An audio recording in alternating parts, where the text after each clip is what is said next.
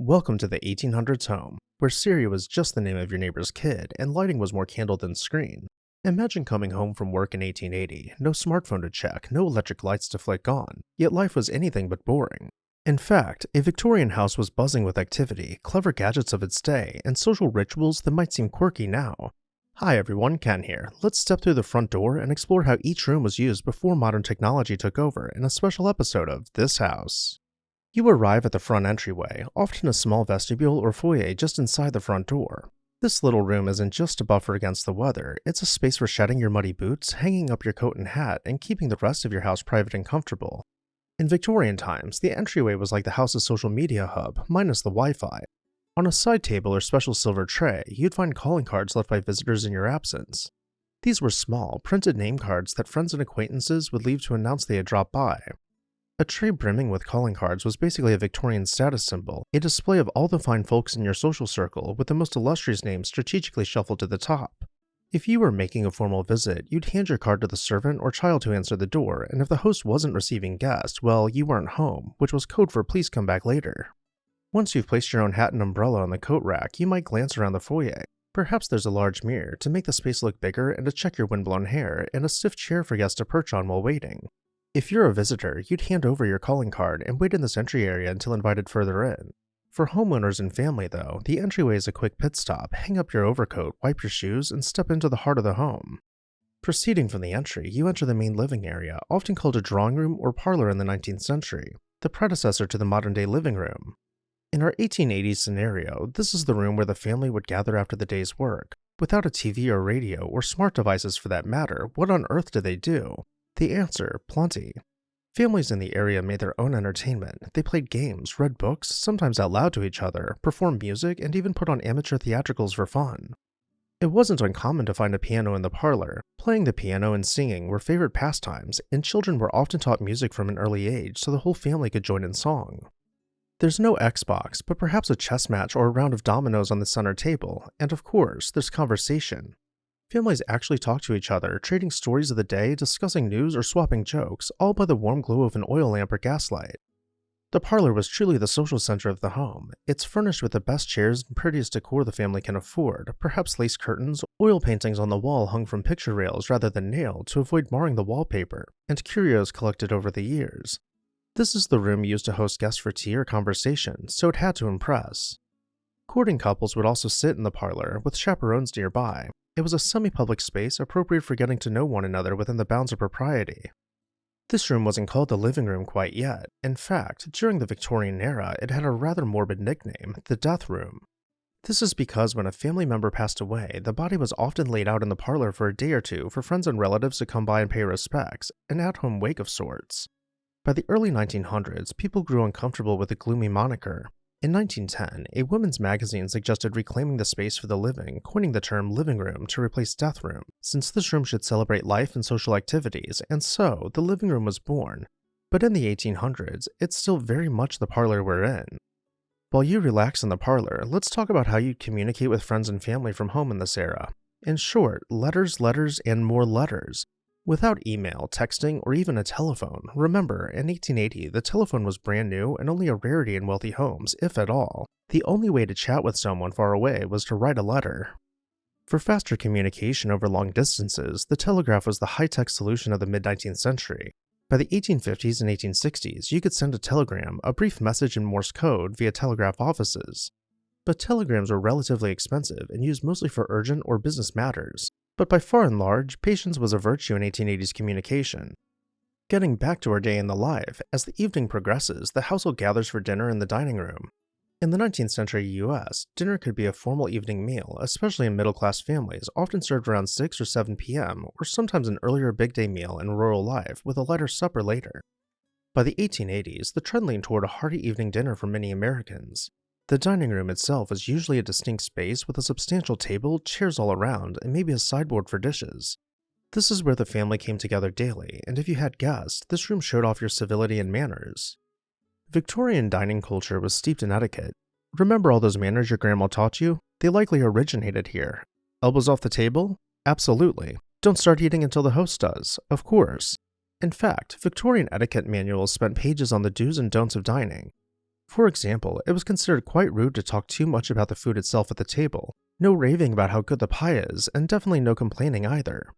One 1870s guide advised hosts never to apologize for a dish or boast about it. The food was just expected to quietly be good and not the focus of conversation. Instead, dinner conversation was to be polite and general, perhaps discussing the weather, literature, or very carefully current events, but nothing too contentious. Family members and guests were expected to engage everyone in the conversation. In formal dinners, they even had rules about seating. Hosts would separate spouses and even colleagues on the theory that those who know each other too well might huddle in private talk and spoil the lively group chatter. Now, not every meal was an elaborate Downton Abbey affair. Far from it. From an average family on an average night, dinner was a chance to nourish and connect. Meals were typically homemade and often substantial. Average people in the 1800s did manual labor and burned a lot of calories. A typical dinner might include roasted or stewed meat, potatoes or bread, cooked vegetables, and maybe a simple pudding or pie for dessert if the family could afford it. Home cooking was the norm. There's no frozen pizza or takeout on speed dial. Everything at the table was peeled, chopped, simmered, and seasoned by someone in the household, usually mother and older daughters or perhaps a servant if the family was affluent enough to employ one. So you finish your dinner feeling content, but there's no dishwasher. So what happens next? Behind every great Victorian dinner was a busy kitchen and someone or several someones who toiled to make it happen. Let's peek into the kitchen of this 1880s house. It's likely at the back of the house, possibly separated by a door from the more polite areas like the dining room and parlor. Kitchens were considered utilitarian and even a bit unseemly for guests to see, so they were often tucked away. Step inside and you'll notice it looks quite different from a modern kitchen. There are no gleaming countertops or electrical appliances. Instead, the centerpiece is a big wood-burning or coal-burning stove against one wall, a cast-iron beast that serves as both oven and cooktop. Earlier in the 19th century, cooking was done in an open hearth fireplace with iron pots hung over the fire. But by the mid-1800s, technology had blessed homes with enclosed cast-iron stoves, which were a huge improvement in efficiency and safety. By the late 1800s, some urban homes even had natural gas stoves, which meant no wood to chop or ashes to clean. Just turn a valve and light the burner, and voila, you're ready to cook. Around the kitchen, you'd see work tables and pantries. Unlike modern kitchens where counters line the walls, the Victorian kitchen often had its main work table right in the center of the room. It was truly an all-hands-on-deck space. Multiple people might be chopping vegetables, kneading dough, and tending pots all at the same time. So having a big table in the middle allowed several cooks, typically mothers, daughters, and perhaps a maid, to work together without bumping elbows. Storage cupboards and a sink, if you were lucky enough to have plumbing, lined the walls. Indoor plumbing was slowly arriving. By the 1880s, a handful of homes in town had at least cold water tap in the kitchen, thanks to improving plumbing technology. If not, water had to be hauled in by bucket from a well or pump outside. In either case, heating water for washing or cooking meant putting it on that hot stove. One corner would likely house a large icebox, essentially an early refrigerator. It was a wooden cabinet insulated with sawdust or cork, holding a block of ice usually delivered by the iceman. The icebox was an exciting innovation in the late 19th century that let people store foods like milk, butter, and meat a bit longer before spoiling. Still nothing like today's weeks-long refrigeration. You had to use things relatively quickly. We should mention the sheer amount of labor a 19th century kitchen entailed. Everything was done by hand, mixing, chopping, beating eggs with a whisk, grinding coffee beans by hand, churning butter if you didn't buy it, etc. There were no electric mixers or food processors. At best, you might have a hand-cranked egg beater or mechanical butter churn as a gadget. Cooking was usually an all-day affair for someone in the house. In fact, historians estimate it took around 44 hours a week just to prepare and clean up meals for an average family. That's right, basically a full-time job. On top of that, add another 20 plus hours for laundry and house cleaning. The Victorian housemaker was very busy indeed. After dinner in our scenario, the dishes are brought back to the kitchen. Water is heated on the stove for washing up. Someone scrubs the dishes in a big basin, maybe the older children get this chore, and plates are dried with a linen towel. Leftovers, if any, are covered and set in the pantry or icebox. Finally, as kitchen cleanup ends, the last person might check that the stove's fire is damped down. You'd close the iron dampers to reduce airflow so the coals burn low overnight without going fully out, making it easier to start up again the next morning. With the kitchen in order, the household's work winds down. Now, one might ask, what about when nature calls or when it's time to freshen up for bed? This brings us to a part of the house modern people might find most challenging, the lack of bathrooms. One thing we 21st century folk take for granted is the bathroom, a flushing toilet, hot shower, sink with running water. In 1880, not so much. Most American homes in the 19th century did not have a dedicated bathroom at all. There was often no indoor toilet, no fixed bathtub, and if you had a sink, it wasn't plumbed to a sewer in the early part of the century. Instead, houses relied on two main solutions inherited from centuries before: the outhouse for doing your business, and the washstand in the bedroom for washing up. An outhouse, also politely called a privy, was basically a small shed with a pit or bucket located a little ways away from the main house. If you needed to relieve yourself, you'd grab a lantern at night or a coat in daytime and head out back to the outhouse. The setup was primitive by today's standards, typically just a wooden bench with a hole in it over a pit in the ground. And yes, people did have toilet paper in the late 1800s, often via mail order or the local general store by the 1880s, though early on, folks might use catalog pages or newspapers in the privy, so fear not, you wouldn't necessarily be stuck sharing a corncob or sponge with a family. Without modern plumbing, there was no flushing away the waste, it just accumulated until the pit was full, at which point you might cover it with soil and move the outhouse to a fresh hole in the ground. Now let's say you wake up in the middle of the night and simply can't be bothered to walk outside. That's where the chamber pot came in. In each bedroom, tucked under the bed or in a cabinet, there was usually a ceramic or metal chamber pot, basically a portable potty. At night, or when weather made the outhouse trip impractical, you would use the chamber pot in the privacy of your room. Then in the morning, someone, often a household servant or perhaps an unlucky younger family member, would take the pot and empty it outside, either into the outhouse pit or elsewhere. This task, known as slopping the pots, was about as unglamorous as it sounds, but it beat freezing your behind off at 2 a.m. outdoors. Chamber pots were an absolute necessity before indoor plumbing, and woe to the person who accidentally kicked one over in the dark. What about bathing and washing up? In the 1800s house, personal hygiene was managed with portable equipment. Each bedroom typically had a washstand, a small table or cabinet with a large porcelain basin and a matching pitcher for water. In the morning, you'd pour water from the pitcher into the bowl and use that to wash your face, hands, and maybe sponge off your upper body. Soap, often a bar or lye soap, would be at hand, as well as a towel. That was the standard daily routine, a quick wash of the washstand.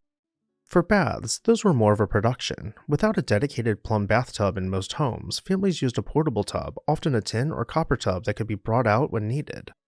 To take a bath, you'd usually do it in the kitchen, where you could heat lots of water and where spills didn't matter, or another room near the stove. Water had to be heated in big pots on the stove, then poured into the tub. Taking a full hot bath was something people might do once a week, or whatever their personal family custom dictated. It was a lot of work to haul and heat all that water, so daily showers were unheard of. If you lived in a big city, you might take a trip to the bathhouse and pay to avoid the hassle, or if you were wealthy, you could just have your servants draw baths as often as you wished. By the late 19th century, the idea of an indoor bathroom was emerging, but it was a luxury. Only the wealthy had fully plumbed bathrooms with a toilet, sink, and tub in one room, and even those were rare until the very end of the century.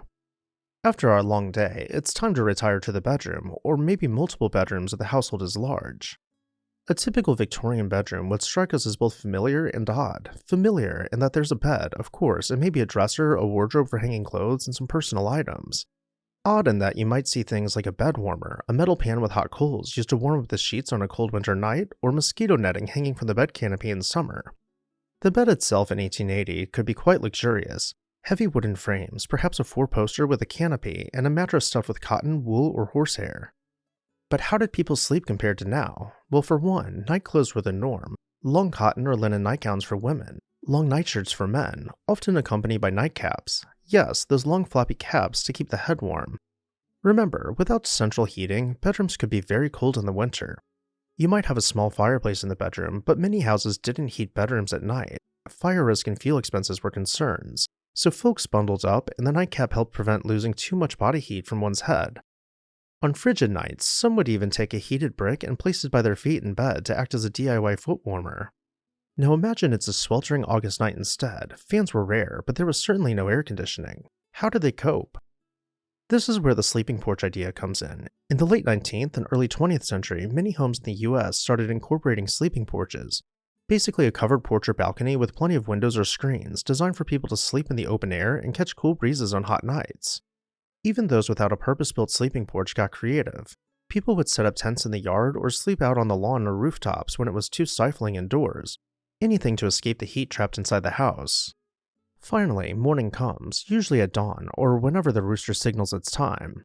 With no alarm clocks, people tended to rise early, and if they were prone to sleeping in, perhaps the church bells would wake them, or they would pay to have rocks or peas thrown at their window, or at very least, a man with a tall stick to knock until you waved back.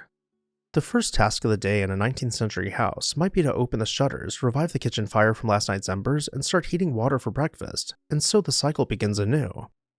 Living in a house without modern technology meant doing many things the hard way by today's standards, but it also meant a life full of face-to-face interaction, hands-on skills, and a close relationship with the natural rhythms of the day and night. While we might not miss chamber pots and outhouses, there was some charm in other things, such as live music and family game nights.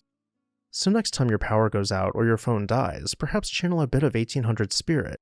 Light a candle, gather in the living room with loved ones, and entertain each other with conversation, music, or a good book. You might just find that old-fashioned home life had some timeless qualities worth keeping alive. And with that, I'll turn it over to you. Could you survive a day at home without modern technology? Let me know your thoughts down below in the comments section. I'd also like to say a huge thank you to our This House supporters for making this video possible. If you would like to support independent media, consider joining our membership program today. As always, thank you all for watching, and I'll see you next time on This House.